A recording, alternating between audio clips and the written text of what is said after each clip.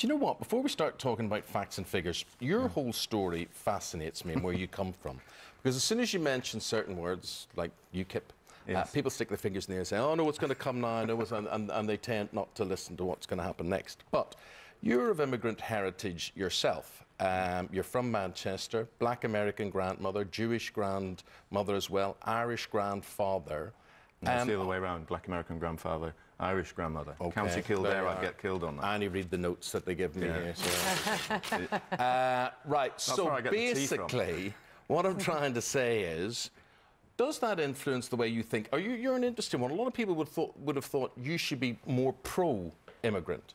See, I'm not against immigration. I mean, that's the important thing, nor are the people of the United Kingdom. We just want to have it managed.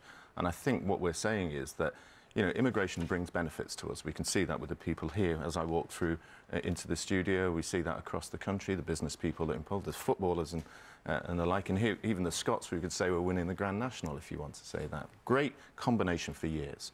But what we do know is that the impact on mass migration that occurred predominantly from the era of Tony Blair and Gordon Brown, when we've had millions of people come in without managing that, has pushed down wages.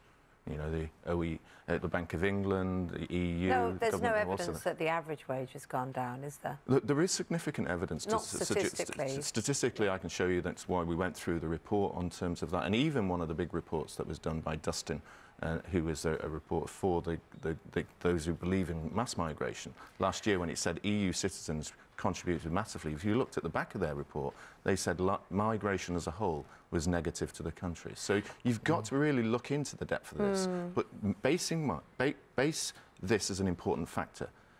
As our philosophy, we should say, have a fair, flexible and forward-thinking immigration system that doesn't stop immigration, just manages it to a way that works for our economy. But everything you propose and everything that you say will have a knock-on effect. I mean, there'll be a big expat community watching us throughout Europe this morning, and they're worried about people who sound tough like yourself because they think it will affect them. Well, the expat community shouldn't be concerned about it because we have to go into negotiations, or at least I would recommend that we have negotiations that treats the human as the start of the process. And when we go into those negotiations with the EU, we should be seeking the same sort of protections for the people who've decided to live abroad as those that we've got here. Remember, in November 2014, in my speech for UKIP in Doncaster, I was one of the first politicians to call for EU citizens who work here have the right to remain. That is, again, part of this philosophy of being fair, flexible and forward-thinking. But what I am saying is, going forward, if you want to bring back the trust of the British people that you're actually achieving this, then the numbers are getting down to 50,000, which is where we were before Tony Blair opened the doors to the AA and didn't manage it, is where people were more comfortable. Hard to bring those numbers down and still keep the staff we need in the NHS and all the other areas. I know you think you've got a solution to that, but it's very complicated, and complication always means cost, doesn't it? Admin costs, processing costs, the research into reviewing it, all of that. I'm looking at the 5-year freeze on unskilled migration, and then you have to go through a whole process to get specific visas.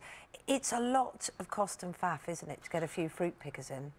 The fruit pickers, we had a system before, which is agricultural short-term workers visas, and I'm advocating within this report that the Migration Advisory Council still allows those types of short-term visas.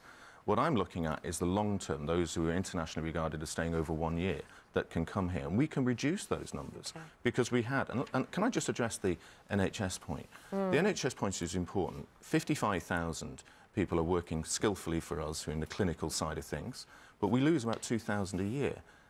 The last few years, we have cut from 20,000 to 17,000, i.e. 3,000, more than that number that leaves, those people who want to train as nurses in this country. That's money, though, isn't it? It is, and the part of this must be... Could I just ask you a final question on migration? There seems to be a bit of a migration from UKIP at the moment. You've already gone down that road. How do you see the future for the party? Is UKIP a finished force now that the vote has happened? I think it's sad that they've lost direction, and they've got a group of people, I would say, in the National Executive Committee who haven't the skills and the capability to understand what they have in their hands.